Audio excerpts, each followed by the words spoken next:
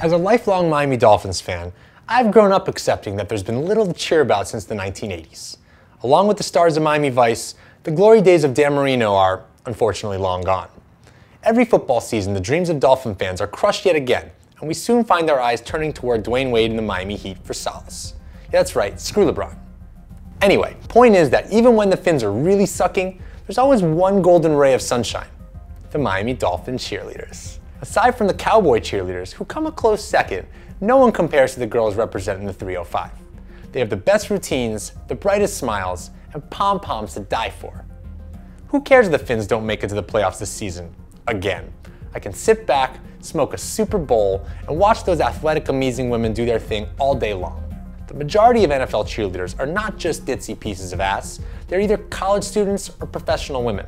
And most are way too good for the football players they're supposedly, according to TV, always swooning over. Not only are they smart and talented and obviously beautiful, cheerleader squads are a major financial asset to the NFL. In every commercial and during every game, the cheerleaders sell the crap out of the NFL. Furthermore, their calendars and cheerleader camps bring in millions of dollars for teams. Also, their charitable outreach on behalf of the NFL helps to cement ties to the community, which in turn aids in getting hundreds of millions of dollars in tax breaks for the league.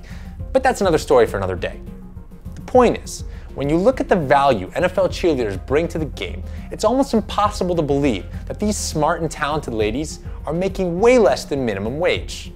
Yeah, you heard that right. Less than minimum wage.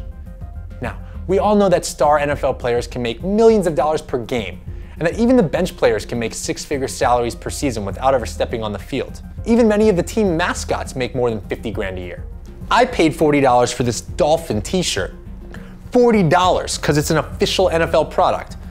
The NFL is swimming in cash, so why exactly are some of the most recognizable faces in the NFL only making around $900 per season? That's not even enough to cover their makeup expenses. Now, it is true that with permission, some NFL cheerleaders are able to make a little cash on the side by making paid public appearances at events. But even with those, when one considers all events cheerleaders are obliged to participate in for free, 12-hour game days, and multiple hours of practice sessions, the average cheerleader is making a whopping $2 to $5 per hour. They could make more money selling hot dogs at the stadium. Much more, actually. The NFL pays concession workers between $12 and $18 per hour. Oh wait, you think they do it for the career advancement? Well, other than former Lakers cheerleader Paula Abdul, whose music career peaked before Dan Marino scored his last touchdown, or former 49ers cheerleader Terry Hatcher, who went from being Lois Lane to a desperate housewife, being an NFL cheerleader is hardly a path to fame and fortune. Although admittedly, it is a way to potentially snag some rich, sad sack of shit who always wanted to bang a cheerleader in high school. Ultimately though, where are the financial opportunities given to the players and coaches? For example, how is it that former Miami Dolphins head coach Jimmy Johnson gets paid a crap load of cash helping men extend their tiny Johnsons, but the Miami Dolphin cheerleaders, who clearly use a more natural method of male enhancement, get paid almost nothing for their troubles? However, with your help, things can change. This year, cheerleaders from 5 NFL squads sued their respective teams for nothing more than the right to earn minimum wage.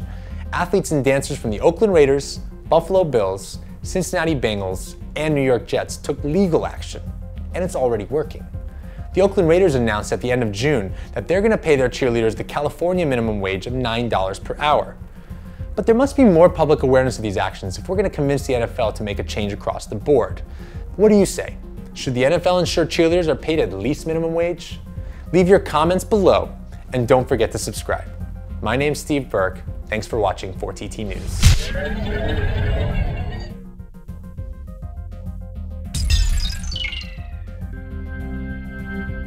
Snyder, the owner of the NFL team, the Washington Redskins, is refusing to change the name of his football franchise, even though historically speaking, Redskins has been an offensive and derogatory term for centuries.